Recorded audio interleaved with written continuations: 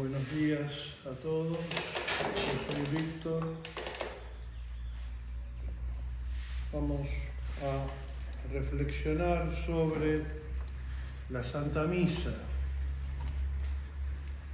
En esta charla me propongo exponer el comentario que hace Santo Tomás sobre las partes de la Santa Misa.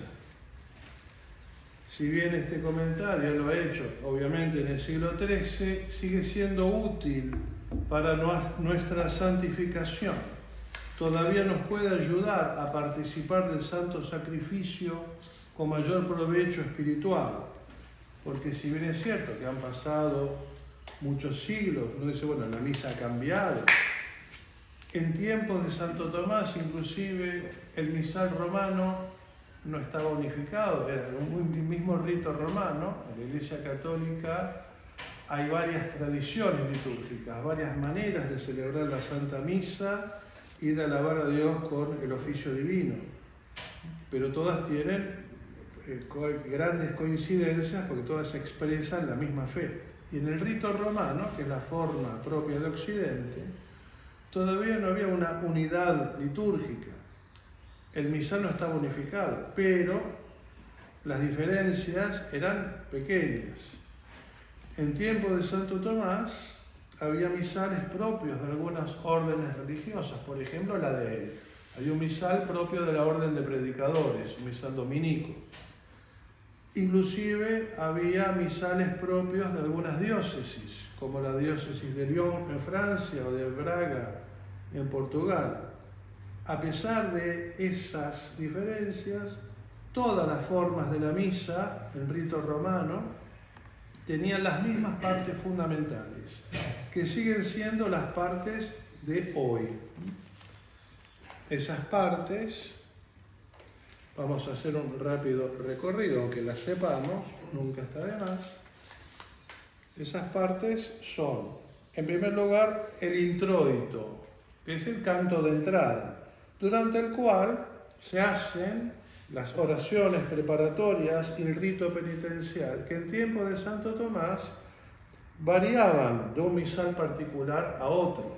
El rito dominico no eran las mismas que en el rito de la curia romana, que es el Kyrie eleison, el Señor ten piedad, el Gloria in excelsis, gloria a Dios en las alturas, la oración del día, también llamada colecta, las lecturas, el gradual, que hoy llaman salmo responsorial, el aleluya, a veces la secuencia, un género que se desarrolló mucho en la Edad Media, era un canto que surgió como continuación del aleluya, por eso lo de secuencia, continúa el aleluya.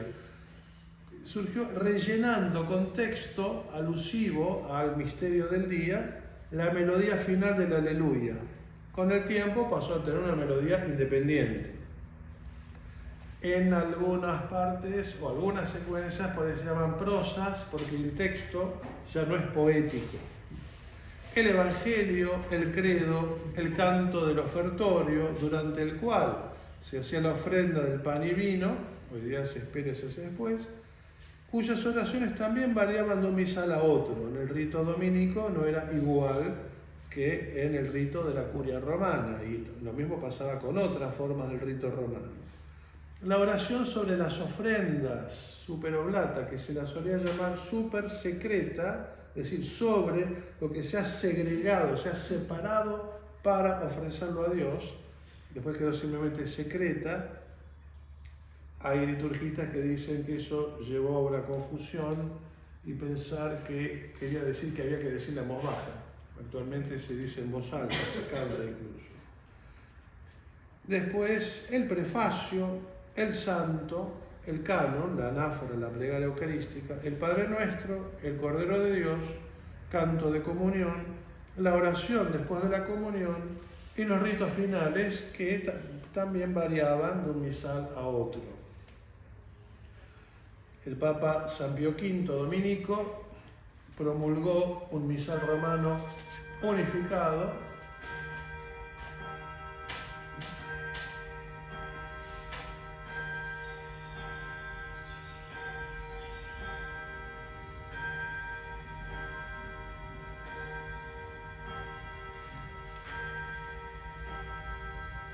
en 1570 promulgó el misal romano unificado.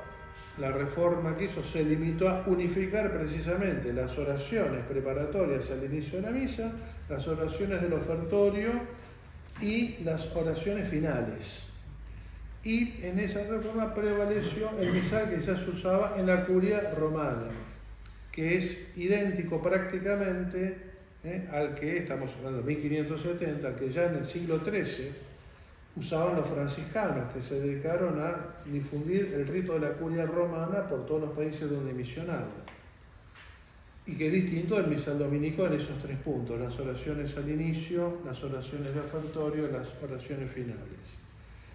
De todas estas partes de la misa variaban y varían según las fiestas: el canto de entrada, la oración del día, las lecturas, el salmo, el aleluya, eventualmente la secuencia. Hay muy poquitas en rito romano, un poquito más en rito dominico. En la liturgia de León, para casi todas las misas hay, o había. El Evangelio, el canto de ofertorio, la oración sobre las ofrendas, el prefacio, la comunión, la oración después de la comunión. Estas partes que varían según la fiesta forman el propio de la misa. El resto, el ordinario de la misa. Todo el resto de la misa, la mayor parte del texto, y las partes cantadas, que son el ordinario, son el Señor ten piedad, el Gloria, el Credo, el Padre Nuestro, el Santo, el Padre Nuestro, el Cordero de Dios, y todas las demás oraciones. Estas son entonces las partes de la misa que ya estaban en esa época, siguen estando, ¿no? Más allá de las diferencias de un misal particular a otro y las diferencias con el misal actual, estas partes se mantienen.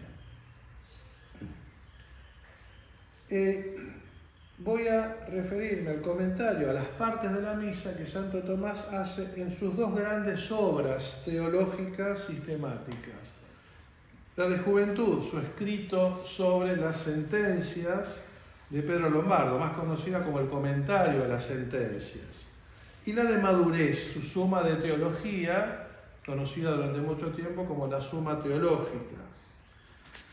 En tiempo de Santo Tomás, los estudiantes de la Sagrada Teología comenzaban a enseñar en la Facultad de Teología, explicando la Sagrada Escritura durante 2 años, tenían el grado de bachilleres bíblicos, y luego tenía que enseñar la Sagrada Teología siguiendo las sentencias de Pedro Lombardo. Pedro Lombardo era lombardo, por eso el nombre, fue obispo de París, siglo XII, a mediados del siglo XII, compuso este libro llamado Las Sentencias, un manual de teología que terminó adoptándose en la Universidad de París, teniendo mucho éxito. Durante mucho tiempo se usó para dirigir la enseñanza de la Sagrada Teología. ¿Por qué sentencias? Pedro Lombardo leyó a los padres de la Iglesia, los primeros escritores eclesiásticos, muchos de ellos obispos y sacerdotes, algunos pocos seglares, y ordenó, según los temas de la Sagrada Teología, prácticamente según el orden del credo, el sentir de varios padres de la Iglesia sobre cada tema. Por eso lo de sentencias. Predomina San Agustín. Hay muchas citas de San Agustín. Pone como citas pero enganchadas y hay algún comentario propio. Las sentencias se dividían en 4 libros y cada libro en capítulos. Ya para la época de Santo Tomás había otra división, en distinciones. Y el bachiller sentenciario, como se llamaba este segundo grado de profesor incipiente, lo que tenía que hacer era explicar esas sentencias. Santo Tomás, cuando sigue las sentencias de Pedro Lombardo en la enseñanza, lo hace de una manera peculiar, que también lo hacían todos. No solo se limita a comentar, sino que plantea cuestiones, discusiones a los temas que van apareciendo, por problemas que por eso se discutían en la época teológicos, y él aporta ya su propia solución. Va más allá de lo que dice el maestro Pedro Lombardo. En ese momento se llamaba maestro, lo que llamamos doctor en teología. Y la estructura en este comentario es que cada distinción, como se ha dividido el manual de Pedro Lombardo, en cada distinción,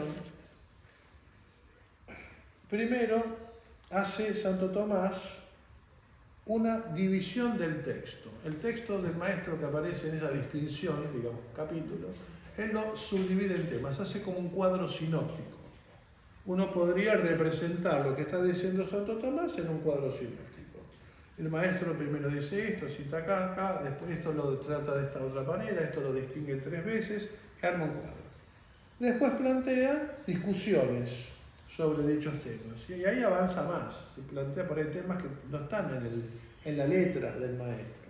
Y finalmente, a la luz de todas esas discusiones que ha planteado y que ha resuelto, explica el texto, la exposición del texto, que suele ser breve y a veces no. Precisamente, en una exposición del texto, Santo Tomás no es nada breve. Ahí expone las partes de la misa. Concretamente, Pedro Lombardo trata de la Sagrada Eucaristía en el último libro de las sentencias, en el 4, dedicado a los sacramentos y las postrimerías, de la distinción 8 a 13. O sea, dedica como muchos capítulos a la Sagrada Eucaristía. Y en el primero, en el 8, Santo Tomás, después de plantear cuestiones varias, cierra con la exposición del texto. Y esa exposición del texto es una larga explicación de las partes de la misa. Sí, trata de las partes de la misa prácticamente al comienzo del tratado sobre la Sagrada Eucaristía. Es una obra de juventud de Santo Tomás. Se considera que es las clases que él dio explicando a los demás estudiantes la sentencia. Hay quien opina que con el tiempo él habría perfeccionado la obra, que habría redactado de nuevo alguna parte. La otra obra de madurez, la Suma de Teología. Santo Tomás, para facilitar la tarea a los estudiantes, escribe esta obra nueva, otro estilo, más ordenada, ya no cuestiones, discusiones planteadas con ocasión de, es un desarrollo más ordenado, más sistemático, más fácil, para los que se inician, lo dice en el prólogo, pensando en los pobrecitos que recién empiezan, escrito esta obra. Claro, en esa época era realmente una obra elemental, ahora no. San Pablo VI, en un discurso, dice, hablando de la Suma, si bien es una obra, eso como dice, es una especie como una introducción elemental, pero necesaria. No es que el Papa la trate con desprecio, es que él está diciendo lo que Santo Tomás dice al comienzo de la Suma. Santo Tomás la concibió como una ayuda para los que empezaban la Sagrada Teología. Hoy día, si la leemos entera y la entendemos, somos dichosos. Yo no la he logrado leer entera todavía, y he leído. Es la obra elemental. Pero bueno, consolémonos, siempre hay que pedir la luz de Dios. La fe viene de Dios, la Sagrada Teología presupone la fe, es un hábito radicalmente sobrenatural. La raíz de la Sagrada Teología es la fe, que es don de Dios. Y tenemos que ver la luz de Dios para poder entender y obrar en consecuencia. En la Suma, Santo Tomás trata de la Eucaristía al final, o sea, la tercera parte, la que quedó inconclusa por el éxtasis que tuvo y la muerte. Las cuestiones, la Suma se divide en 3 grandes partes, cada parte decide en cuestiones, o sea, discusiones. Cada discusión decide en artículos. Cada artículo está como una pequeña discusión universitaria. Plantea el tema. Razones en contra de eso. No, acá hay objeciones. Hay gente que en las disputas en la universidad, en teología y filosofía, se recogían objeciones al tema. O razones a favor, razones en contra. En la Suma en general son objeciones. Un argumento de autoridad sacado de la Sagrada Escritura, o del Magisterio, de los padres, a veces de algún filósofo, apoyando lo que él va a sostener y contra esas objeciones, y después desarrolla el cuerpo en el que él expone el tema y luego responde las objeciones que se plantearon. Claro, es una pequeña discusión. Las discusiones universitarias que a Santo Tomás le tocó presidir y resolver eran algo muy grande, eran extensas realmente. Las mismas cuestiones que él plantea en las sentencias son más largas, más complicadas. Por eso lo de elemental, ¿no? Lo de para principiantes.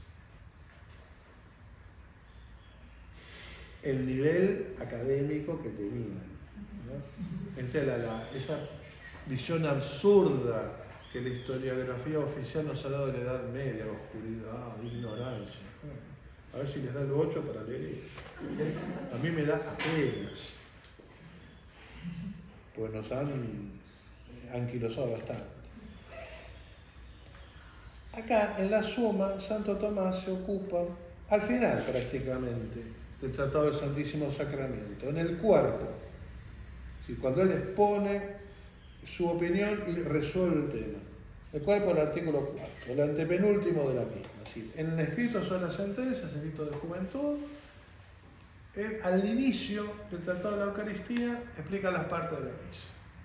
Y en la Suma, escrito de madurez, casi al final del Tratado de la Eucaristía, explica la misa. En una y otra obra, el santo agrupa estas partes de la misa que hemos mencionado y que volveremos a mencionar de manera un poco diferente. Yo hice un cuadro, pero no tengo forma de... O sea, tenemos el canto de entrada, el Señor ten piedad, el Gloria, son la preparación para la oración, y después la oración del día. Así lo pone en el comentario sobre las sentencias. El principio en esas sentencias divide la misa en tres. Principio de la oración, el medio de la oración, que es la celebración eucarística como tal, y el fin, la acción de gracias. En la Suma divide en 4. La preparación, la instrucción del pueblo fiel, que son las lecturas, la celebración del misterio, la acción de gracias.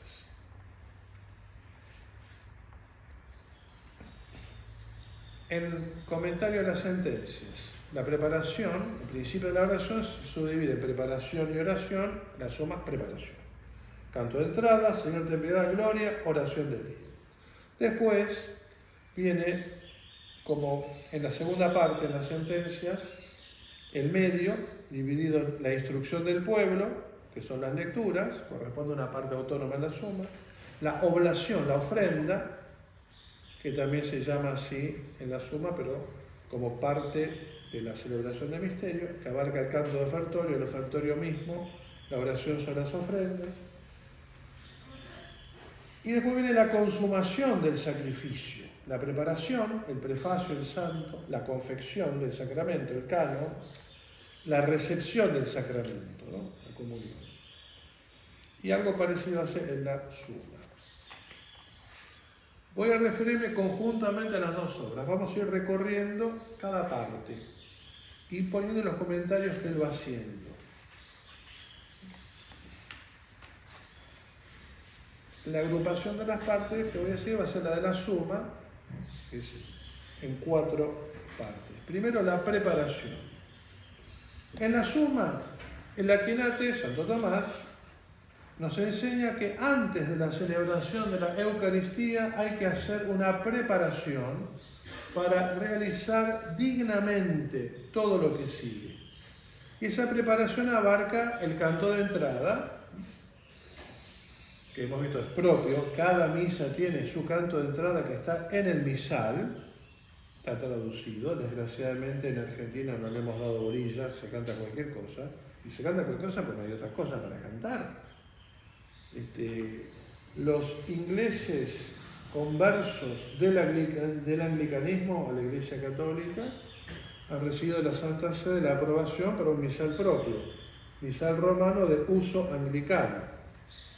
El ordinario no es igual al rito romano común, tiene algún elemento de la tradición celta, que había quedado y del misal, la forma del misal romano de Salisbury, en la Inglaterra medieval católica, que recoge elementos celtas, que por milagro se conservaron en el ritual anglicano de la High Church, de la Iglesia Alta, que mantuvo bastantes semejanzas externas con la Iglesia Católica.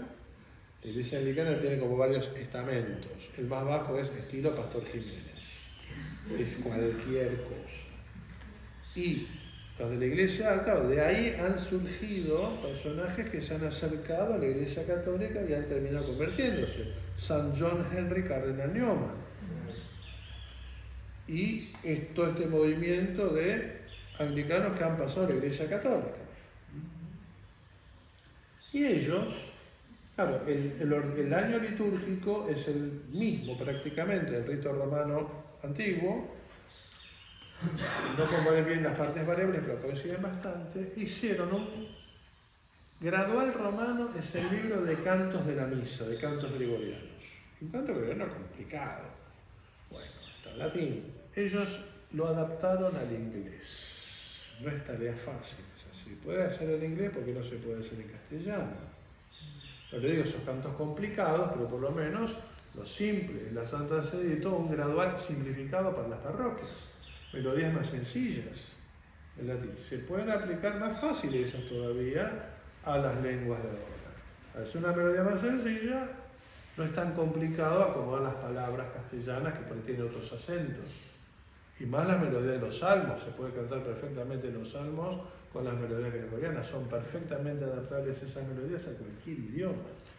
No hace falta inventar nada. Hay mucha riqueza musical en el canto gregoriano. Esta preparación abarca ese canto de entrada, el Señor ten piedad, el himno Gloria a Dios en las alturas, cuando corresponde, la oración del día.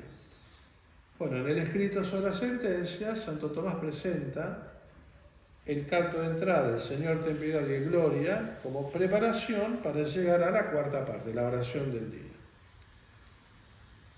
El canto de entrada consiste en una alabanza a Dios, dice Santo Tomás. El pueblo se empieza a preparar para la oración por medio de la devoción que este canto despierta.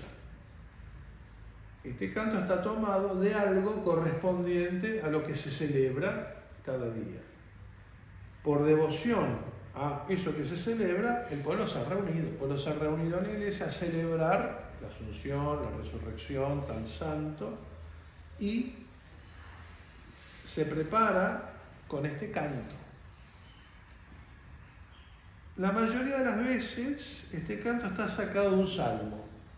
En antífona se llama canto de entrada o antífona de entrada, pues una antífona es un salmo, melodía complicada, a veces es un texto patrístico o es un texto bíblico, pero no de los salmos.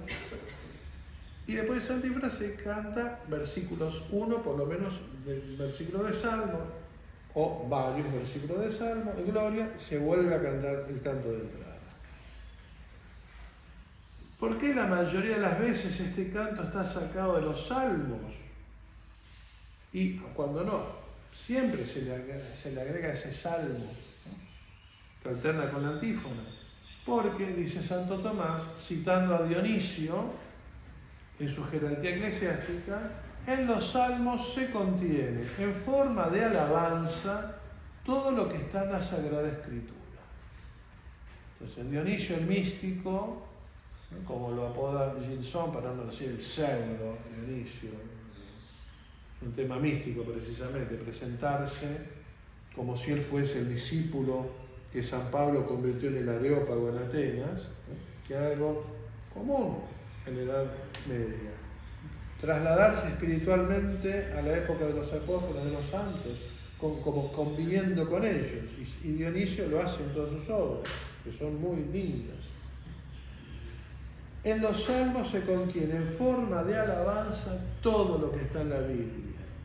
Y por eso, bueno, la Iglesia ha seleccionado sobre todo los salmos estos cantos que llamamos hoy procesionales, canto de entrada, canto de ofertorio, canto de comunión, porque hay una procesión de entrada hasta llegar al altar, procesión de ofrendas, procesión para ir a recibir la Sagrada Comunión. Después viene el Señor ten piedad. La segunda parte de la preparación, después de haber alabado a Dios, de haber despertado la devoción, la segunda parte contiene el recuerdo de nuestra presente miseria. Con este canto el pueblo se prepara para la oración por la humildad o por la humillación, porque al pedir misericordia confiesa su miseria. Somos pecadores, pedimos la misericordia divina. Este canto se dice que fue introducido por el Papa San Gregorio el Magno, siglo VIII más o menos. Y se dice que le reprocharon a los sacerdotes: Santiago, usted está metiendo un canto griego, Kyrie eleison está en griego, está tomando cosas del rito bizantino y está contaminando el rito romano. No, en rito bizantino no hay Christe eleison, o sea, Señor ten piedad, Cristo ten piedad, Señor ten piedad. Todos Señor ten piedad, y no son este número, son un montón, son las respuestas a letanías. La misa en rito bizantino, al inicio de una letanía, como si fuese una oración de los fieles, y se responde: Señor ten piedad, Señor ten piedad, Señor ten piedad. Son 9, San Gregorio puso 9 veces. Y Santo Tomás da varias explicaciones místicas de este número. Se hace 9 veces, ya sea en honor de los 9 coros de los ángeles, ángeles, arcángeles, tronos, virtudes, dominaciones, potestades. El orden nunca lo recuerdo. Encima, Santo Tomás explica en la Suma por qué aparecen 2 órdenes. Hay algunos coros angélicos que están en el mismo lugar. O puede ser también por la fe en la Santísima Trinidad. En cuanto cada divina persona es considerada en sí misma y luego en orden a las otras 2. Como que primero el Padre en sí mismo, Padre en relación al Hijo, el Padre en relación al Espíritu Santo y así. O, otra posibilidad, 3 veces Señor ten piedad en honor del Padre, 3 veces Cristo ten piedad en honor del Hijo, 3 veces Señor ten piedad en honor del Espíritu Santo. O para significar que las 3 personas están cada una en las otras 2. Porque las 3 divinas personas, si bien son 3 personas distintas, son un solo Dios verdadero, están siempre unidas. Ya sea finalmente contra la triple miseria que nos aqueja, de la ignorancia, de la culpa por nuestros pecados y de la pena merecida por nuestros pecados. En el ordenamiento actual ya no se hace 9 veces, se hace 6, posiblemente por un tema práctico. Cuando lo canta el coro está bien, perfecto, pero cuando es misa rezada, pesa Señor ten piedad, Señor ten piedad, ahora Señor ten piedad, y la gente ¿qué va a hacer? Tiende a volver a decir Señor ten piedad y se arma un lío. Listo. El sacerdote responden los fieles, el sacerdote responden los fieles. Cuando se canta, actualmente también se dice que se haga 2 veces cada uno, salvo los casos en que este canto tiene una melodía distinta para cada uno. Entonces ahí se hace 3, 3 y 3, como pasa. En el gradual romano, el libro litúrgico que contiene los cantos de la misa, están los cantos propios de cada día y los cantos del ordinario. Y ahí está una parte del gradual, es el Kyriale, que es la colección de cantos que son habituales, cantos del ordinario de la misa: el Señor ten piedad, el Gloria, Credo, Santo, Cordero de Dios. Y los monjes benedictinos han recopilado un montón y los han organizado por misas que se sugieren para tal o cual festividad o día de feria. Después tenemos el Gloria, que nos recuerda la gloria celestial a la que tendemos después de la presente miseria. Pedimos perdón a Dios y tenemos presente la gloria a la que estamos llamados. Con el canto del Gloria el pueblo se prepara para la oración rectificando su intención, o sea, dirigiéndola hacia la patria celestial, que supera toda razón humana. Por eso el himno es comenzado, dice Santo Tomás, por el sacerdote y continuado por el coro. Sí, cuando lo empieza el sacerdote y lo continúa el coro, es como que, bueno, le empieza sacerdote, que actúa en persona de Cristo, para indicar que esto supera lo de este mundo. Solo se canta en las fiestas, ya que las fiestas nos recuerdan la gloria celestial, se omiten los oficios luctuosos, o sea, difuntos y penitenciales, Cuaresma, Adviento, que nos recuerdan nuestra miseria. Cuaresma, Adviento, tiempos de penitencia para prepararnos a la Pascua y la Navidad respectivamente. Finalmente, la oración del día. Antes de cantarla, si el celebrante sacerdote dice Dominus vobiscum, el Señor con vosotros. Si es un obispo, dice paz a vosotros. Esto se ha mantenido en el misal de San Pablo VI, ¿no? Primer saludo que hace el obispo es paz a vosotros. ¿Por qué? Acá nos lo dice Santo Tomás. ¿Por qué el obispo dice paz a vosotros? Porque representa a Cristo, es el que más perfectamente representa a Cristo. El sacerdote también representa a Cristo, pero el obispo es sumo sacerdote, tiene la plenitud del sacerdocio, participa más íntimamente del sacerdocio de Cristo. Y por eso representa más a Cristo, que con estas palabras, paz a vosotros, se dirigió a sus discípulos tras su resurrección. Parece resucitado en el cenáculo, paz a vosotros, paz a todos. Esta oración es hecha por el celebrante públicamente, o sea, se canta, no es en voz baja, es hecha a Dios en favor del pueblo, para que todos sean considerados dignos de tan grande misterio como es la Eucaristía. Acá la preparación. Y ahora en la suma viene la instrucción del pueblo fiel como parte autónoma. Ya que este sacramento de la Eucaristía es misterio de fe, presupone la fe, se requiere que el pueblo fiel sea instruido para prepararse adecuadamente a celebrar la Eucaristía y a recibirla. Y esta instrucción se hace mediante la palabra de Dios, que llega al pueblo desde Dios, porque es palabra de Dios, pero a través de sus ministros. Lo que corresponde a esta instrucción no es dicho por el sacerdote, como que representante de Dios, sino por los ministros. Llega desde Dios a través de sus ministros. Sus ministros, los ministros inferiores, los lectores, los diáconos. Acá tenemos las lecturas que instruyen a los fieles de manera dispositiva, y disponen, preparan a los fieles al Evangelio.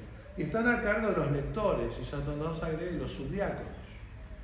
La tradición apostólica atribuida a Hipólito, que San Hipólito, porque murió mártir, siglo II, habla de ordenación de lectores y de subdiáconos.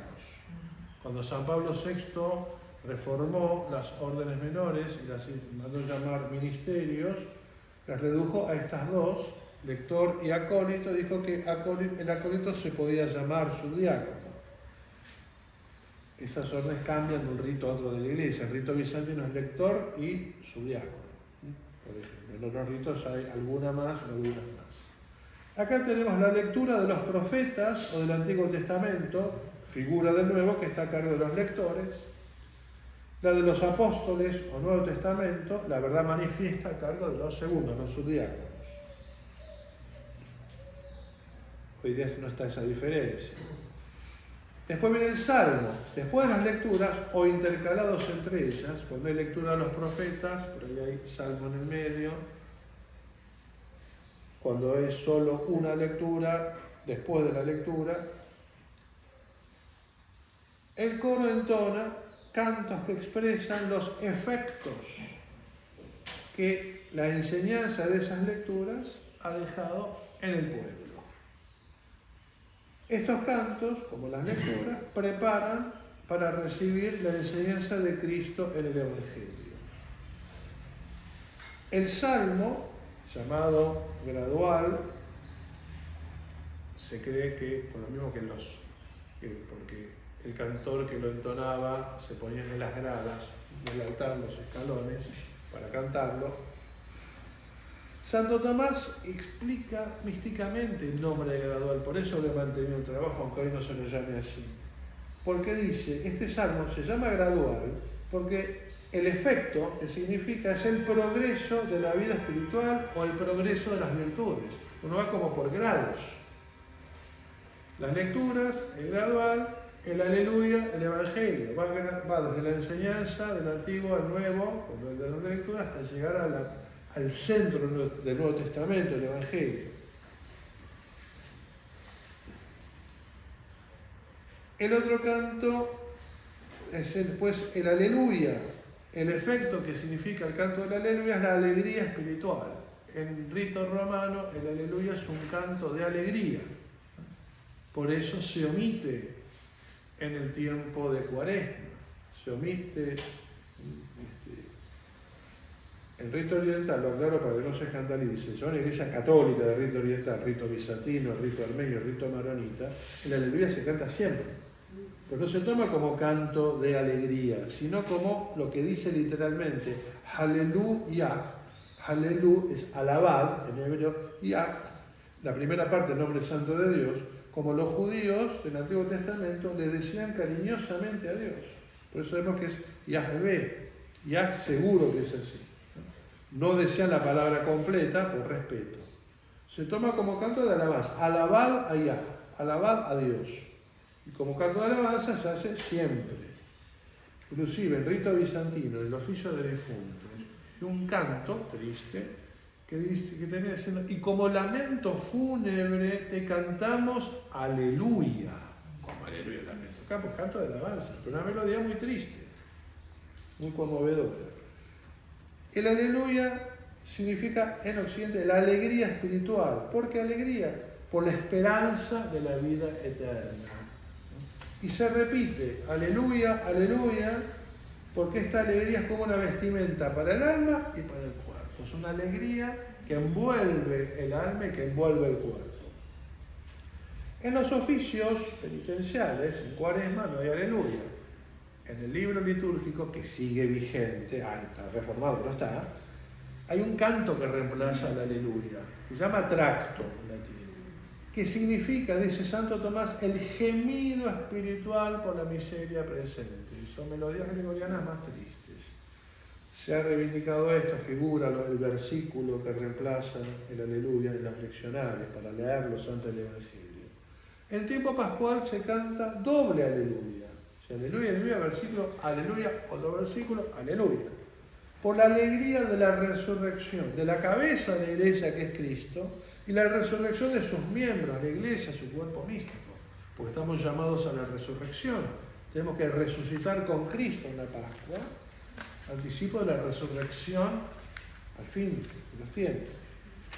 Y después estos cantos, que muestran los efectos de las lecturas preparatorias y que también nos preparan, viene el Evangelio, el centro.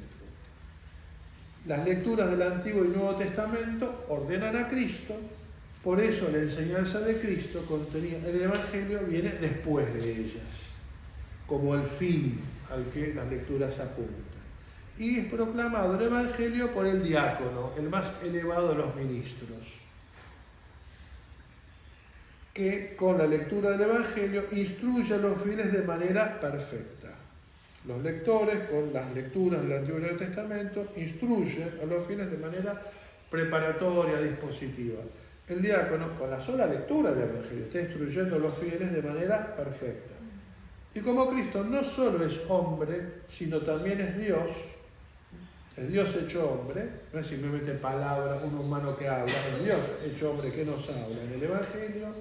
Antes de cantar el Evangelio, el diácono, si no es el mismo sacerdote, dice, el Señor esté con vosotros, para que los fieles presten atención a Cristo como a Dios.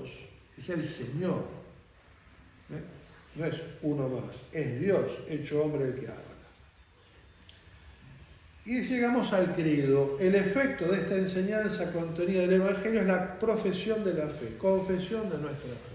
Creemos en Cristo como la verdad divina.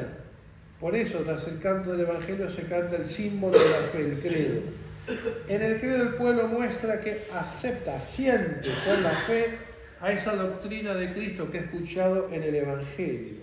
Como la fe supera la razón, el credo es entonado por el sacerdote. El hecho que el sacerdote, representante de Cristo, lo entona indica que lo divino que hay acá, la fe, don de Dios que supera nuestra razón. Lo continúa el coro. Solo se canta en las fiestas mencionada de alguna manera en él. Ese era el criterio en tiempo de Santo Tomás durante mucho tiempo, como las fiestas de Cristo y de María, la fiesta de los apóstoles que pusieron los cimientos, los fundamentos de la fe. Hasta acá la instrucción del pueblo fiel. Y llegamos a la celebración del misterio. Una vez que el pueblo ha sido preparado e instruido por estos cantos y estas lecturas y oraciones, comienza propiamente la celebración del misterio, que se ofrece como sacrificio y se consagra y se consume como sacramento, dice Santo Tomás. Por eso abarca la ofrenda de la materia del sacrificio, la consagración de la misma y la recepción del sacramento, la comunión. Entonces tenemos la oblación, la ofrenda, las oraciones de la ofrenda, se ofrece la materia del sacrificio, el pan y el vino, pero ya simbólicamente se está ofreciendo el cuerpo y la sangre de Cristo, que realmente se va a ofrecer tras la consagración, exigen elevar el alma a Dios. Por eso, antes de rezarlas, esto está en el rito romano tradicional, ya no está, dice el sacerdote, el Señor esté con vosotros. Canto de ofertorio es un canto de alabanza que hace el pueblo, que significa la alegría de ofrecer a Dios, y se hace como preparación para la ofrenda. El ofertorio como tal, el sacerdote hace la ofrenda, expresada en la oración recibe, oh Santa Trinidad. ¿Qué oración es esta? Yo cuando expuse esto en la Semana Tomista, lo tomé por la oración que está ahora en el misal, purificado por San Pío V. Entonces, pues, ¿para cuál se prepara con la oración en espíritu de humildad y ánimo continuo? Resulta que no. Esta oración es propia del rito dominico. Recibe, oh Santa Trinidad, esta oración que te ofrezco en memoria de la pasión de nuestro Señor Jesucristo, y haz que, siéndote agradable, suba a tu presencia y obre mi salvación eterna y la de todos los fieles. Esto lo hace el sacerdote levantando el cáliz con el vino y la patena con la otra, juntos, ofrece juntos. El rito romano, unificado, primero ofrenda del pan, después del vino. El actual, lo mismo, bendito sea el Señor, está por separado, esto juntos, lavado, y se prepara para la oración sobre las ofrendas con la humildad, diciendo la oración con espíritu de humildad y alma arrepentida, seamos recibidos por ti, Señor, y sea tal nuestro sacrificio hoy en tu presencia, que te resulte, Señor Dios, agradable. Más parecida a la romana, pero no es exactamente. Y finalmente, la oración sobre las ofrendas, que hace el sacerdote después de decir, orad hermanos por este sacrificio mío vuestro. Y con ella el sacerdote pide que la ofrenda del pueblo sea aceptada por Dios. O sea que solo el sacerdote aplaca a Dios con ofrendas. Él presenta las ofrendas del pueblo de Dios. ¿Él por qué? Porque es Cristo que celebra la misa a través del sacerdote. Llegamos a la consagración de la madre. Después de la ofrenda, la consagración, que se hace por sobrenatural virtud, dice Santo Tomás. Virtud, poder sobrenatural. Y acá pone el prefacio, el santo, el canon, la plegaria eucarística. Prefacio, pueblo, los ministros, diáconos, lectores, servidores del altar y sacerdote se preparan a la consagración con una devota alabanza a Dios, que es el canto del prefacio. En su diálogo introductorio, el sacerdote invita al pueblo a la alabanza, para lo cual lo exhorta a elevar su alma y su corazón al Señor. Levantemos el corazón y a darle gracias, demos gracias al Señor nuestro Dios.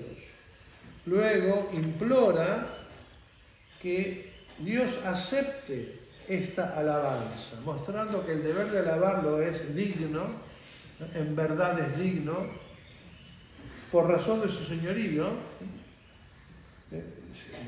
Señor Santo. La agrupación de estas palabras en el prefacio ha ido cambiando con el tiempo, la coma acá, la coma allá. Santo Tomás lo comete de una manera que no es exactamente como lo hacemos ahora.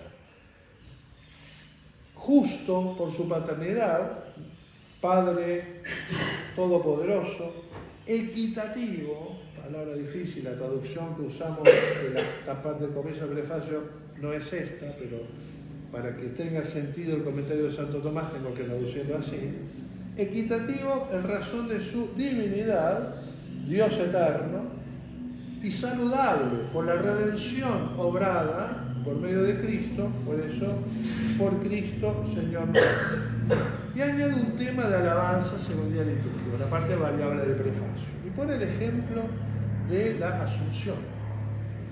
El prefacio de la Virgen María, que tiene una parte variable dedicada a la Virgen, y una partecita para qué misterio de la Virgen estamos celebrando.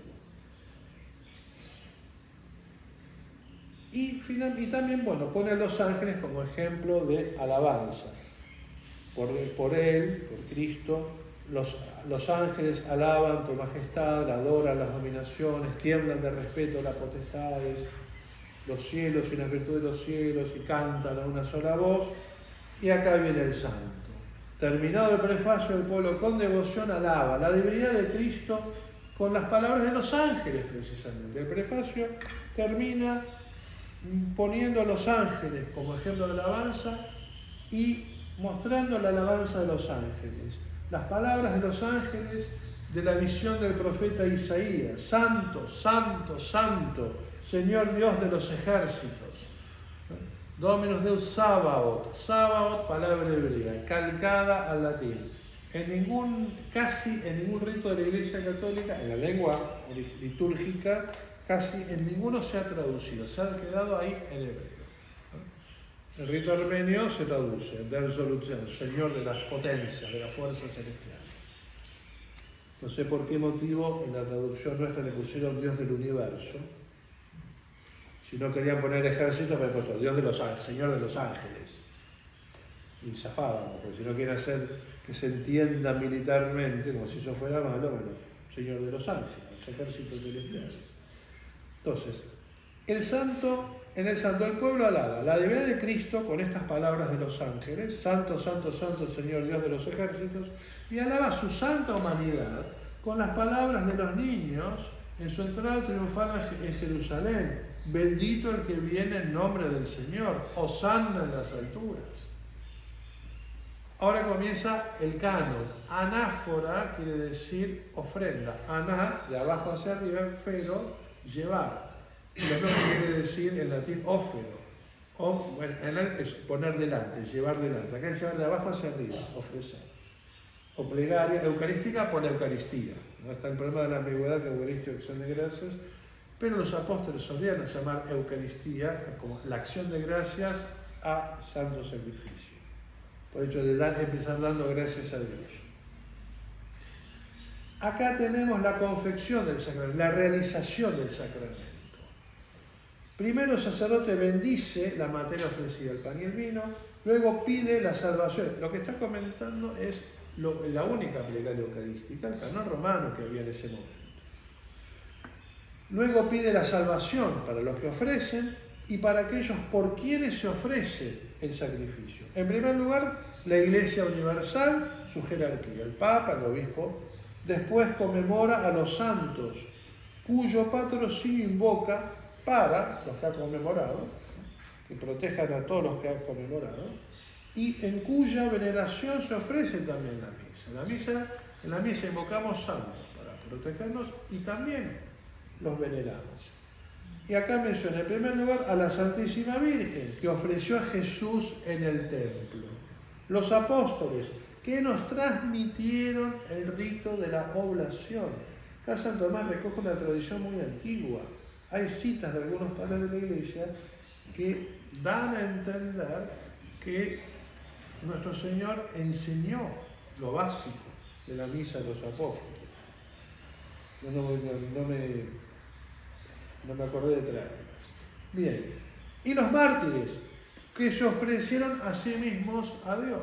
Recordemos la costumbre de la Iglesia en las catacumbas de celebrar la misa sobre los sepulcros de los mártires. Y aún hoy se pide que el altar se consagre sepultando reliquias de mártires, en la medida de lo posible.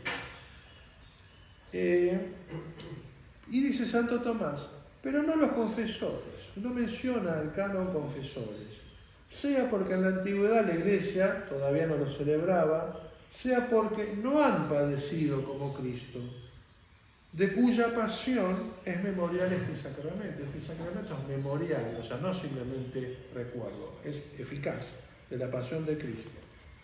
Y los mártires se asociaron a esta pasión. Luego pide que esta ofrenda sea saludable para aquellos por los cuales es ofrecida y llega a la consagración. Pide el efecto de la misma, la realiza, ¿sí?, pronunciando las palabras del Señor. Acá se da el misterio de la transustanciación, la conversión total de la sustancia del pan en el sagrado cuerpo, de la sustancia del vino en la preciosa sangre, y por la resurrección de Cristo junto con el pan, junto con el cuerpo, junto con la sangre, también está el resto. Cristo entero bajo ambas especies. Declara que hace la consagración por obediencia al mandato de Cristo, no por presunción, no por arrogancia. Pide que este sacrificio realizado sea aceptable a Dios y finalmente pide el efecto de este sacrificio y sacramento para los que lo van a recibir.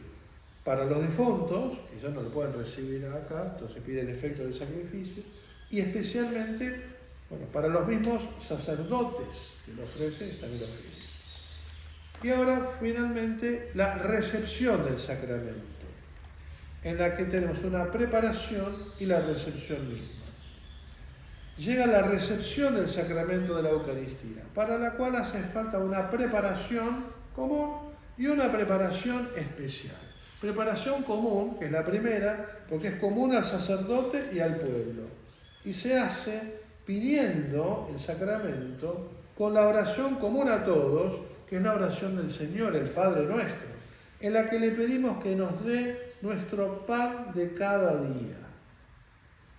En griego, tonarton imon ton epiusion dos imin simeron. Dos da imin a nosotros, simeron hoy. Tonarton, el pan, ton epiusion, epiusion. Se ha interpretado como de cada epi, que cubre, usía, la subsistencia, el pan de cada día.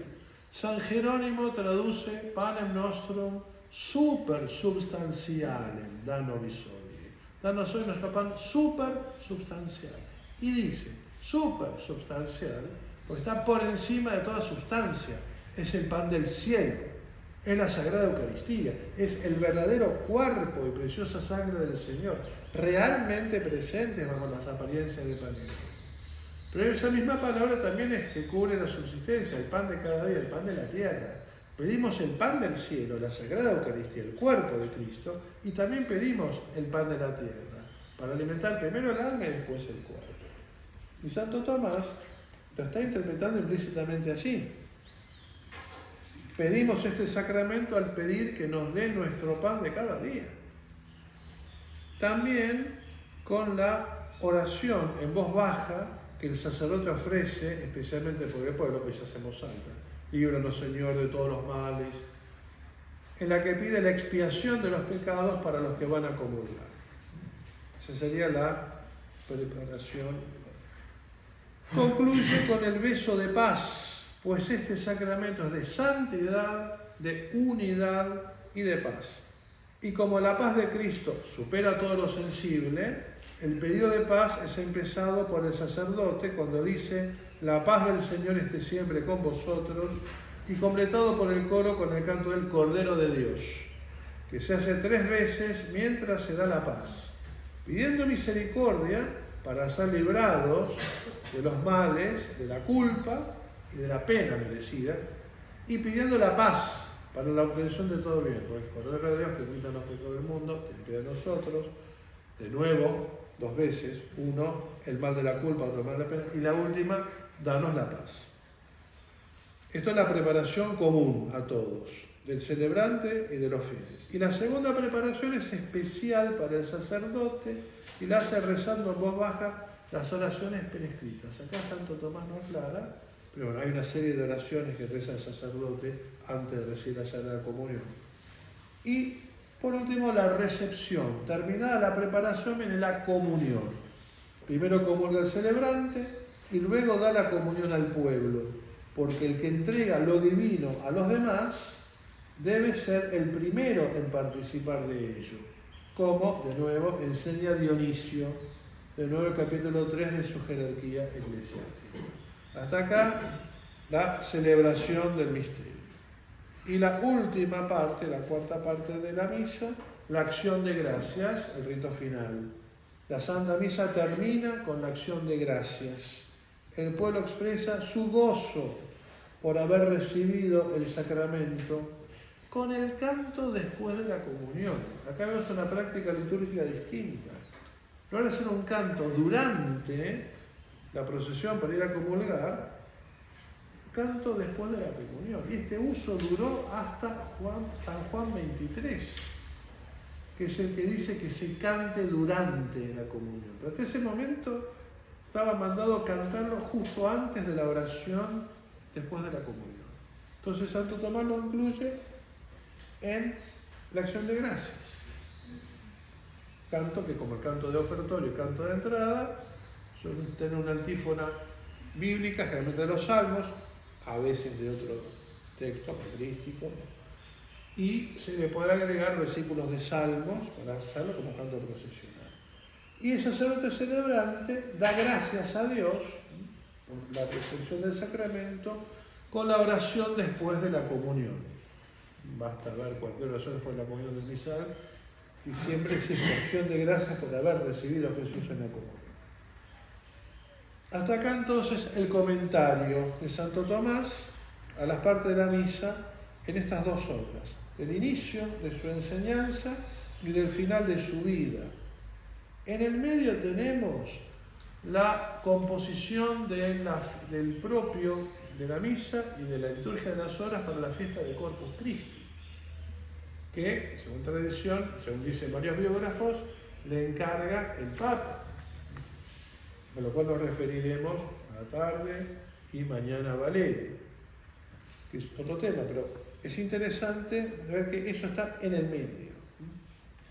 Bueno, en ambas obras aquí seguidas, Santo Tomás da también más explicaciones. Acá creo que es acotarme a lo básico, da muchas más explicaciones, explica gestos que acompañan a las oraciones y también explica otras cosas. Un montón de cosas que siguen vigentes, que son la disciplina, de cómo se celebra la misa, por qué a tal hora, por qué esto, por qué aquello, por qué los ornamentos, por qué los vasos sagrados y los lienzos sagrados se tienen que bendecir o consagrar, a qué hora se suele celebrar la misa, que si uno diría eso es más elástico, hay una indicación. Después de tal hora del oficio, en tal época, después de tal otra en otra época, explica muchas más cosas en estos dos. La suma está en castellano, se puede perfectamente consultar. Comentario de las sentencias, no sé si esta tercera parte, si esta cuarta parte está traducida, es probable. He visto los primeros tomos traducidos a castellano, no esto. En estos comentarios, Santo Tomás se nos muestra no solo como teólogo. Se suele presentar a Santo Tomás solo como teólogo, se lo suele presentar hasta como racionalista, secote. Si uno lo lee con una actitud seca y racionalista, le va a dar esa impresión. Si uno lo lee con apertura de espíritu, no le va a dar esa impresión, sobre todo leyendo esto. Acá Santo Tomás se presenta como un contemplativo del misterio de la Eucaristía y como un maestro de oración litúrgica. Santo Tomás es un místico, llega a la vida mística y ya no puede escribir más. Después de haber visto lo que Dios le mostró, todo lo que escribí, dice, me parece como paja. Y se dice que le quiso quemar, los frailes lo agarraban a tiempo. Gracias a Dios. Si no sonábamos, no nos enteramos de todo esto.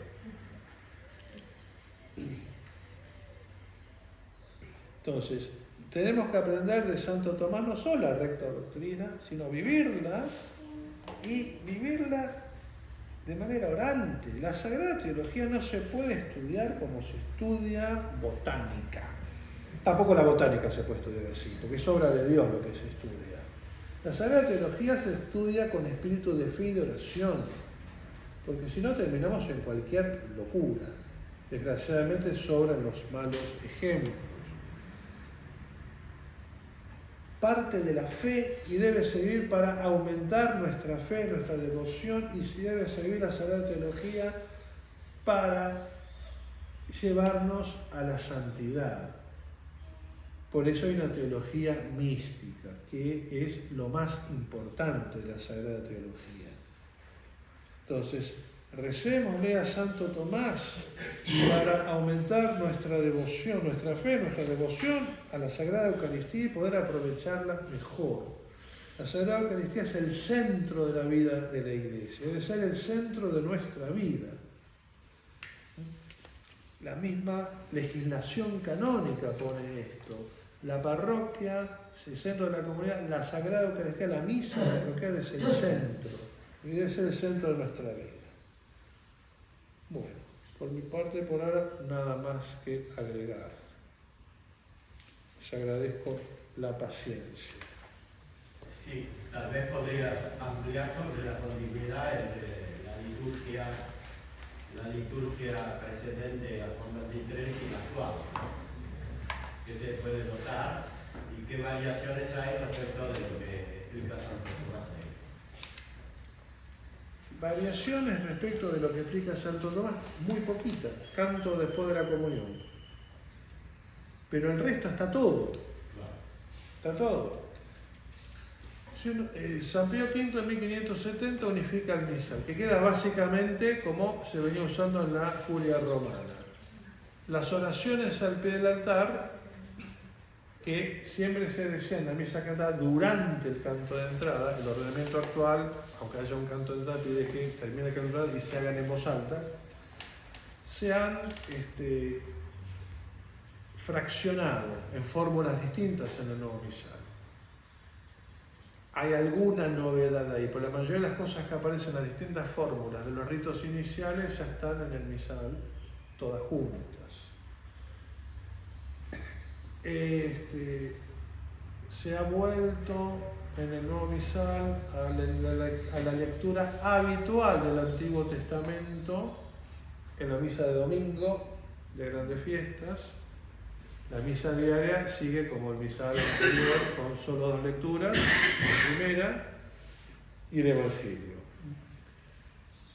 Se ha cambiado el orden de las lecturas. El rito romano se llegó a lecturas propias para cada día litúrgico. Cada santo tiene lecturas propias. Cada día de la Cuaresma, el misal tradicional tiene lecturas propias y todo propio. También lo tiene el misal actual eso, hay cambios ahí. Pero se había perdido la lectura continua de todo el Nuevo Testamento, y del Antiguo Testamento solo había lecturas para ciertos días litúrgicos. Y varias lecturas en las vigilias de Pascua, un tiempo en la vigilia de Pentecostés, eso lo cambiaron, no estoy seguro si en 1950 con la reforma de la Semana Santa o después con el misal de San Juan 23 en el 60 y 62. Había las llamadas témporas, 4 semanas en el año relacionadas con las estaciones del año, en las que se dice que antiguamente había bendiciones de lo que se producía en la tierra de esas épocas del año, que tenían tiempo de ayuno y misas especiales con más lecturas, sobre todo la del viernes y el sábado. El sábado es prácticamente una vigilia, con muchas lecturas estilo vigilia pascual y oraciones. Eso se ha puesto en el misal romano de uso anglicano, o algo así, no estoy tan seguro, ahí no me acuerdo mucho, pero aparece y no está en el resto. Durante, yo no recuerdo si en el mismo concilio o después en las instrucciones para aplicar la constitución de Sana Liturgia, se propone reemplazarlas a las 4 témporas por otro tipo de cosas. Que al final no sé cómo quedó. Pero fuera de eso, que ahí sí había una primera lectura del Antiguo Testamento, segunda, o varias del Antiguo Testamento, en los sábados témporas, solo eso, y la vigilia pascual no había. Entonces hizo un nuevo ordenamiento de lecturas. Se agregaron muchísimos prefacios. El misal de San Pablo VI tenía 84 prefacios. El misal de San Juan Pablo II tiene, por lo menos en la edición argentina, 100. ¿No? Yo los conté uno por uno, tengo que volver a contar porque se pueden haber agregado más. De esos prefacios, algunos son los que ya estaban en el misal antiguo, otros fueron sacados del misal ambrosiano, rito ambrosiano, prefacios propios de domingos de Cuaresma, el domingo de la Samaritana, el domingo del ciego, no todos los años cae, según los siglos de lecturas. Tomaron esos prefacios, los han reducido, pero los prefacios ambrosianos son extensos.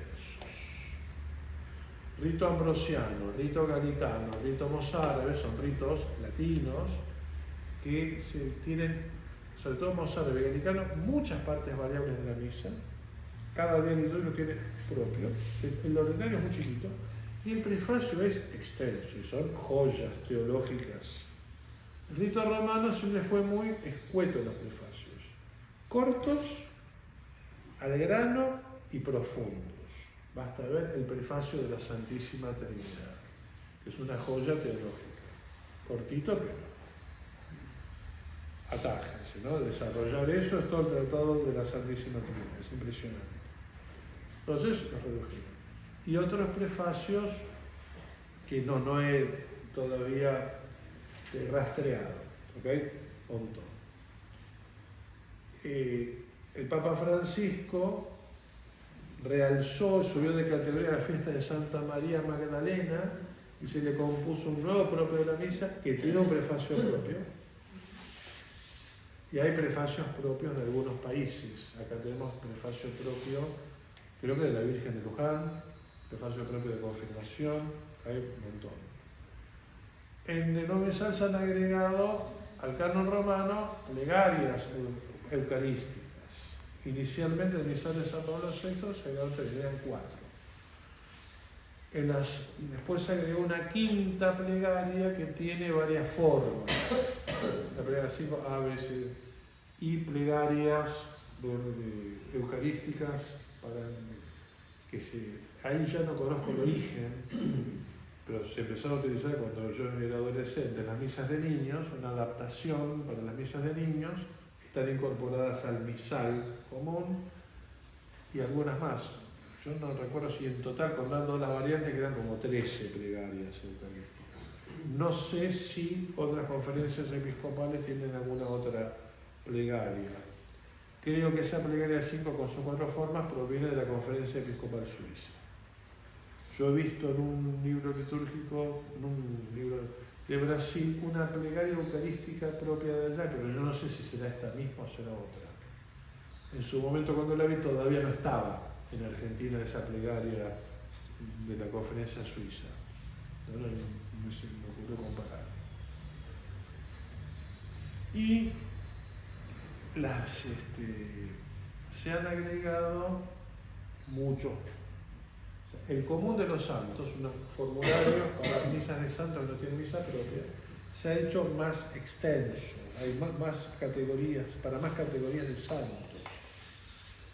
Y se han agregado las bendiciones solemnes. En lugar de la bendición sencilla común, bendición solemne que al parecer está inspirada en el rito galicano, que tiene algo por el estilo, pero no para el final de la misa, sino para los comulgantes. Algo, pero no así tal cual, había en el misal anterior, en Cuaresma, la oración sobre el pueblo. Después de la oración, después de la Cuaresma, había una oración extra, la oración sobre el pueblo. No es lo mismo, pero sería lo más parecido. Y ¿qué más hay acá?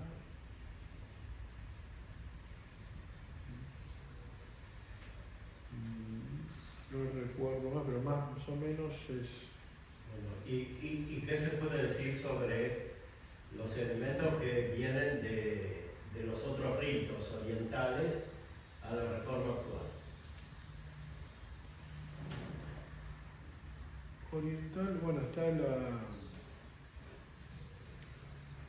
la oración tomada del rito siríaco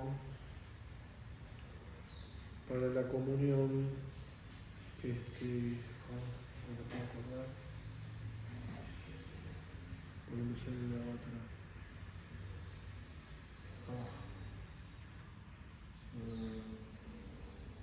Me sale, creo, Señor, confieso que tú eres grande, Cristo, que del rito bizantino no es esto, ¿cómo era? No me acuerdo. Conmemoramos tu muerte, proclamamos tu resurrección, ven Señor Jesús, una cosa así, que ya está en el rito romano. Hay una antífona que dice, mortem tu anunciamos, eso ya está, y se le agregó eso inspirándose en el rito siríaco. La pregunta que tengo es, a continuación de la primera pregunta hecha por el padre en cuanto a la continuidad de la misa pre-omen y posterior, donde usted ha expuesto que en principio es una continuidad, no son idénticas, pero están todos los elementos esenciales. Si eso es así, ¿por qué hay tanta gente dentro de la Iglesia que es tan crítica de esta nueva misa conciliar? Porque hay tantos movimientos tradicionales o tradicionalistas en la misa, y por qué consideran que es tan importante si no hay un cambio esencial en la misa, y algunos de ellos se ponen al borde del sigma. No está en el qué, porque usted acaba de explicar, está en el cómo, serán los gestos de la misa que no ha mencionado Santo Tomás al principio, los que han cambiado de manera tal que generan esta reacción. Yo creo que la reacción, ahora no se entiende tanto, pero si hubieran vivido con mi infancia, y un poquito antes también, acá en Argentina, no sé otros países, fue terrible. Pues no es que llegó el misal, hubo toda una preparación previa. No es que vamos a hacer todo lo que está acá y ya está, no. Hubo toda una revolución, hubo mucho clero que perdió los estribos, terribles abusos muy escandalosos, que no tienen nada que ver con los abusos que vemos hoy. Fue muy extremo el tema. O sea, afloró algo que no tiene nada que ver ni con el Concilio Vaticano II ni con la reforma litúrgica. Eran problemas doctrinales y problemas de conducta que se venían incubando y estalló como si el concilio fuese una autorización de eso. Se llegó a destruir altares menores, destruir imágenes, destruir ornamentos, destruir libros litúrgicos, presentar lo nuevo como algo que cortaba con lo anterior, que lo anterior no sirve más. Ahora empezó otra cosa, la iglesia en esta equivocada y ahora está bien. Después se calmó la cosa, a fuerza de garrotazo dado por los obispos, de otra forma. Hoy tenemos otro tipo de abusos que también ahuyentan y escandalizan, pero yo creo que ahí empezó el tomar las cosas tan polarizadas. Si se hubiese podido hacer esto como estaba previsto, con la disciplina eclesiástica vigente, es decir, manteniéndola, no se hubiese visto como algo opuesto a lo anterior. Lo presentó una parte del clero, que es joven, que perdió los estribos, como una ruptura con el pasado. ¿Dónde dice que se rompe con el pasado? En ningún lado. Y se extremaron. Y aún hoy, que por riqueza de la liturgia está permitido el rito romano de tradición, pero no tiene por qué no estarlo. La Iglesia no se arrepiente de su oración precedente. Yo pertenezco a la Iglesia Oriental. En nuestra Iglesia coexiste todo. Nosotros no entendemos por qué tanta alaraca. Rito bizantino. Hay 5 formas de misa. Están en uso 3. Pero solo simplemente porque a nadie se le ocurre usarla, pero que si se les ocurriera no habría ningún problema. Terminaron con el tiempo emparejándose y queda como si fuese simplemente un cambio de plegaria eucarística, pero no es solo la plegaria eucarística lo que cambia. Rito bizantino tiene la liturgia de San Juan Crisóstomo, la habitual, que se atribuye a él, Liturgia de San Basilio es la que estaba antes. ¿Qué se hizo? ¿Se la tiró en la basura? No. La liturgia de San Basilio se mantiene obligatoriamente 10 veces al año. El resto, San Juan Crisóstomo. Liturgia de los dones presantificados, atribuida a San Gregorio el Magno. Si uno toma cómo era antes de la reforma, no de San Pablo VI, no de San Juan XXIII, antes de 1950, antes de la reforma de la Semana Santa, que bajo Pío XII, la ceremonia del Viernes Santo, uno la compara con la de ahora, es prácticamente igual. ¿Qué cambiaba? Que la parte de la comunión era un poquito más compleja, no en los textos, en los gestos. Se preparaba el cáliz con vino y agua como para consagrar, se hacía una serie de gestos, no se lo consagraba, se traía la Sagrada Hostia en procesión desde el monumento y se hacía el Padre Nuestro y demás, como se sigue haciendo, se da la comunión. Misa de pre-santificado, se había pre-santificado, o sea, pre-consagrado, consagrado el día anterior, la Sagrada Especie. Ahora se da comunión, pero se hacía la ceremonia como si se ofrece el sacrificio, pero no se ofrece. Con señal de luto por el Viernes Santo. El sacrificio es el de la cruz, hoy no vamos a conmemorarlo eficazmente en la Eucaristía. El rito bizantino, esos gestos son los mismos, pero con oraciones distintas. Y se hace en esta época del año, miércoles y viernes de la Cuaresma, lunes, martes y miércoles santo. Y las otras dos son la liturgia de Santiago Apóstol y la liturgia de San Marcos Evangelista. Santiago Apóstol, ninguna de las dos las he visto en castellano, no sé si el ordinario es igual. San Juan Crisóstomo, San Basilio, el mismo ordinario, cambian oraciones que hay en voz baja y cambia. Las palabras de la consagración se empiezan a cantar un poco antes, pero son las mismas. Cambia el canto a la Virgen después de la consagración. Santiago se conservaba en Chipre, en la isla de Sante y en Jerusalén para la fiesta de Santiago. La de San Marcos aparentemente no se conservaba, pero si alguno la celebrara, nadie se quejaría. Es lo normal, la iglesia lo usó, ¿por qué no se va a seguir usando? Rito maronita. Mira, dos ordinarios de la misa. El rito maronita actual, algunos dicen, reformaron. Ellos reformaron la misa conforme a su tradición. Había un rito, un ordinario de la misa más breve, que había caído en desuso. Y es largo, que lo asemeja al rito siríaco, de donde viene el rito maronita, la forma libanesa del rito siríaco, que es muy largo, unas oraciones bellísimas, muy solemne. Pero claro, el rito maronita actual, reformado, cantado, dura hora y media el domingo. ¿Qué duraría el otro, que era el ordinario más largo? Todo, era 2 horas, 3 horas, sin ningún problema. Pensemos, ubiquémonos en la época, no hay televisión, no hay radio, no hay teatro, vamos a misa y nos tomamos nuestro tiempo. ¿Qué problema hay? La gente se tomaba la misa en serio, toda la mañana en la iglesia. ¿Qué hicieron? Tomaron el horario breve, mantuvieron el horario litúrgico, mantuvieron todo el propio texto. Y tomaron el horario breve. Le agregaron oraciones y cantos del ordinario largo, porque eran oraciones y cantos muy queridos por el de los fieles. Y se limitaron a resumir las partes del propio de la misa. Las dejaron y las resumieron. Volvieron los ornamentos orientales, porque habían latinizado, tenían los ornamentos latinos. Pero y ahora, se celebra acá en el pueblo, después del pueblo, ¿qué problema hay? Nadie hace lío por eso. Otros ritos de la iglesia no dan ninguna reforma, porque no se considera necesaria. Y nadie hace nada por esto o lo otro. O gente que, así como se quejan del nuevo, la gente que se queja del viejo rito. Ay, ¿por qué celebran eso? ¿Por qué no hacen lo que dice el Papa? El Papa autorizó ese rito, no está desobedeciendo a nadie. Sí. Tradiciones custodes cambia la disciplina sobre la celebración de la misa, según el misal de San Juan XXIII, pero hace depender el permiso directamente de la Santa Sede, de los sacerdotes que están celebrando hoy el misal antiguo, lo hacen con permiso directo de la Santa Sede. Entonces, ¿dónde está la desobediencia?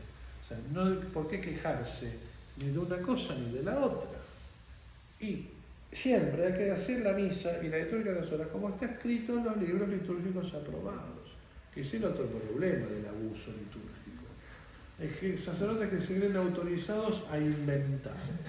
A ver, tenés un misal, lo tenemos acá, tenés para elegir. Decía un sacerdote en Chile, a ver, podés elegir, tenés los prefacios. Hay para días, tiempo durante el año, hay para elegir prefacios. Hay para elegir plegarias eucarísticas. A veces te dan 2 o 3 oraciones. Hoy mismo había varios himnos para elegir de laudes. Tenés para elegir. No, ninguno me satisface, invento otra cosa. Yo era chico, en general se decía lo que estaba escrito en el misal. Pero el sacerdote que caía en la parroquia muy cada tanto, estaba el misal abierto acá, y él se inventaba la misa. Todo. Y hace menos tiempo, colegio, misa en el colegio, vicario episcopal de educación, la misa para la reunión inicial de profesores. Qué raro, che, qué prefacio tan amoldado a la educación. Estaba inventando. No podés inventar. O sea, una cosa es un prefacio o una plegaria eucarística, otra cosa es un sermón. En el sermón habla de educación y demás. El prefacio es prefacio, o sea, alabanza a Dios. Falta que nos hable de la tiza y el pizarrón. Es ridículo. O sea, es perder el sentido de la liturgia, es perder el sentido de cada parte de la misa. Desgraciadamente, en muchos lugares, en muchos seminarios y casas de formación, no se ha dado la debida importancia a la sagrada liturgia. Inclusive antes del concilio, se ha reducido la liturgia a las rólicas, el reglamento de cómo se celebra, y no el sentido. O sea, en muchas casas de liturgia era aprender a celebrar la misa, ¿Y por qué? ¿Qué significa? ¿Qué? Los libros de liturgia, yo tengo muchos libros antiguos. La explicación, nota a pie de página, tímidamente. ¿Y para qué se hace eso? Padre Ascárate, con la flor de liturgia, hizo un paso importante, explicaciones en los misales y libros de los fieles. Pero la enseñanza en los seminarios lamentablemente floja. Seminario de Paraná, Padre Alfredo Sáenz, jesuita, en cambio, era otra cosa. Le daba mucha importancia al espíritu de la liturgia, enseñaba muy bien, pero en muchos lugares no. Y peor, actitudes de seminaristas que, no sé, la pastoral, pero no, la liturgia, no, ¿para qué eso? ¿Para qué te haces cura? Para predicar, puedo predicar también yo. También no es lo que predica el sacerdote, tiene gracia de Estado. Pero lo central en la vida de un sacerdote es el santo sacrificio de la misa, como debe también serlo para nosotros, pero más para el sacerdote, que actúa en persona Christi.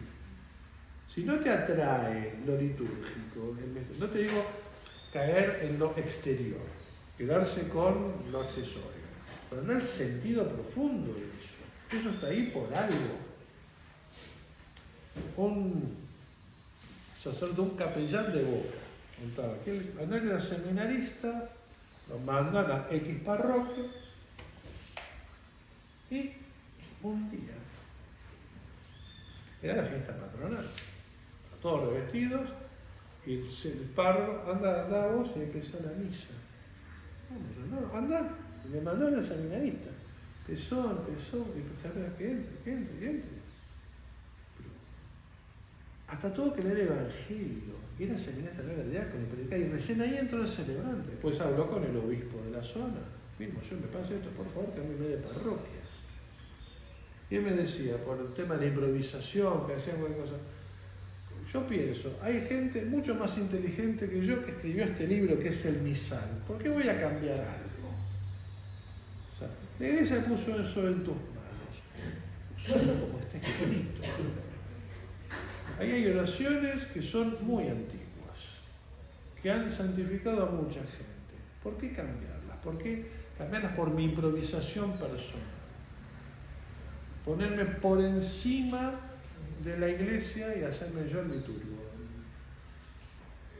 No tengo la autoridad y ahí hay presunción, ¿no? A veces, volviendo al tema de esa polarización, la unidad.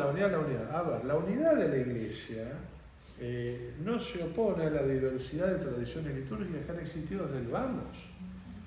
Desgraciadamente, esa misma actitud de rechazo, sea a lo nuevo, sea a lo antiguo, yo la padezco como oriental, y ustedes son católicos, y ustedes creen en el Papa. ¿Y por qué celebran distinto? ¿Y por qué eso? ¿Y no se puede unificar eso? O sea, no entienden que en la iglesia, primero, el misterio es tan profundo que litúrgicamente no lo agota ninguna forma, y por eso existen desde el vamos muchas formas litúrgicas, todas ortodoxas, es decir, todas de verdadera doctrina, de doctrina correcta, aprobadas todas por la Santa Sede, que conviven. Cuando uno las compara, ve que profundas coincidencias y que las variantes son enriquecedoras. Entonces, tenía que estar gente que se quejaba porque teníamos una misa en rito bizantino en la ciudad de Campana, en la Calaria, una feligresa habitual de la catedral, dejándose que haya un sacerdote especialmente para esta misa. No, señora, no es especialmente para esta misa, porque este sacerdote, además de celebrar esta misa, celebra misa en 18 lugares más. Y nos está atendiendo, no es un grupito ahí selecto, hay gente del rito que tiene que ser atendida, y la atiende él, y van los feligreses del rito romano que van porque les gusta, porque uno puede ir a misa, mientras sea católica, a cualquier rito aprobado por la iglesia. No necesito ser de tal rito para ir a esa misa. Es obligatorio seguir el propio rito para el bautismo, la confirmación, el matrimonio, la ordenación, salvo permiso de la Santa Sede. Cambio de rito, virritualismo sería, uno agrega un rito. Uno puede recibir los sacramentos habitualmente, cualquier rito de la iglesia que no sea católico, que es lo que establece el derecho canónico, el antiguo y el nuevo. Uno cumple el precepto de una misa entera en cualquier rito de la iglesia con tal que sea católico, dice el canon. Pues vos decís, sí, está bien, pero vos no podés ir porque vos no sos del rito. ¿Dónde está escrito? En el fondo es la misma actitud. Conseguir la unidad de la iglesia de una manera muy estrecha, unívoca. Entonces solo puede haber un rito en la iglesia, no puede tener ningún cambio, cuadrados, entonces rechazamos lo nuevo. Ahora el rito es este, no puede haber otro, rechazamos lo viejo. Y esto mismo ocurre en la iglesia ortodoxa. La iglesia que se llama propiamente ortodoxa admite el rito bizantino, punto. Yo he visto una especie de ritual ortodoxo en francés, es ortodoxa en Europa, ortodoxa rusa, una obediencia medio extraña, la obediencia es una jurisdicción de un patriarcado de Moscú, iglesia ortodoxa en el extranjero, y había un rito de la penitencia, un rito para recibir en la iglesia ortodoxa a un cristiano no ortodoxo. Entre las cosas que se le exigen como confesión de fe, confesar que el único rito ortodoxo es el rito bizantino. Y el resto, no. Pero examínenlo, no tiene nada, no importa, ni lo vamos a leer. Es la misma actitud. Considerar la unidad de la iglesia como algo unívoco, un bloque monolítico. La unidad de la iglesia es unidad de fe, que eso es un bloque monolítico, de culto, que tiene variantes legítimas. Pero las partes fundamentales de la misa son las mismas en todos los ritos. No son exactamente todas estas. Hay algunas que cambian, pero que hay ritos iniciales variables, que hay lecturas, evangelio, que hay credo, que hay prefacio, santo, canon, Padre Nuestro, comunión, acción de gracias. Eso está en todos los ritos de la iglesia. Y en ese orden, salvo el credo, que en algunos ritos, en lugar de estar después del evangelio, está justo antes del prefacio, como preparación inmediata para la Eucaristía. El rito bizantino está antes del prefacio. Es lo mismo en el fondo. Pero, o sea, al tener esa y la unidad de gobierno que tiene, que se une en la cabeza el Papa como vicario de Cristo y tiene después diversidad disciplinar según las iglesias locales. Así como hay ritos, hay iglesias particulares que practican esos ritos y tiene una disciplina de gobierno que puede ser un poco distinta. O sea, las iglesias orientales suelen ser patriarcales, hay un patriarca, obispos, metropolía o arzobispado según cambia la denominación según la tradición. Acá hay arzobispo, obispos sufragáneos, pero cada uno depende directamente de la Santa Sede. El arzobispo tiene la función, en todo caso, de informar a la Santa Sede si hay algún problema, de suplir a un obispo sufragáneo si la sede está vacante a la hora de ir a hacer confirmaciones, si no hay un obispo de nadie, por ejemplo, punto. Pero no tiene poder sobre el obispo sufragáneo. En cambio, el rito bizantino sí. El arzobispo o el metropolita, de los eslavos se llama metropolita, de los griegos arzobispo, es el superior de esos obispos. A tal punto que los griegos por ahí cuando traducen hablan del arzobispo y los obispos auxiliares, pero son diócesis distintas. Acá tenemos arquidiócesis de Buenos Aires, arzobispo, obispos auxiliares, pero la misma. Allá no es, la arquidiócesis, las diócesis vecinas, y a sus obispos, que son obispos diocesanos, los llama como obispos auxiliares, porque dependen realmente del arzobispo. Pero ahí la disciplina cambia, como el arcipreste, el jefe de párrocos. Los párrocos dependen realmente del decano, decimos ahora. En Occidente no, el decano tiene una función más de coordinación en la disciplina actual, porque también ha habido cambios en la disciplina de la Iglesia a lo largo del tiempo, según la necesidad de cada época. Entonces se trata de concebir la unidad de la Iglesia, como realmente, sí, para eso, además de no tener un espíritu mezquino, hay que estudiar. Uno agarra a estas personas y les empieza a hacer preguntas de catecismo y hacen agua. Y ahí yo me pongo furibundo, porque me sacan de quicio. A ver, tantos años estudiando, para que vos, que ni siquiera te tomaste el trabajo de leer, no te digo el catecismo de la Iglesia Católica, todos te decís tradicionalista, ¿leíste el catecismo del Concilio de Trento? Nada. ¿Leíste el catecismo del Padre Astete? Nada. ¿Leíste el catecismo 93 preguntas? Nada. Pero hablas, pontificás, sabés más que el Papa. No, para un poco. De un lado y del otro. Ahora que el Papa, sí, ¿dónde dice el Papa esto? De un lado o del otro. ¿Dónde dice el Concilio Vaticano II esto? ¿Dónde está? Acá tenés y buscas, no tienen la menor idea. Y están cada vez más ignorantes. Es desesperante, porque pierden el tiempo saltando como leche hervida en Facebook, en WhatsApp, dicen barbaridades, yo pierdo la paciencia, basta de decir sandeces, antes de hablar piensen, antes de pensar lo que están pensando, instrúyanse. Invito a un montón de gente, actividades como esta, Semana Atómica, no aparecen. Bueno, por lo menos lean el libro, algo, pero después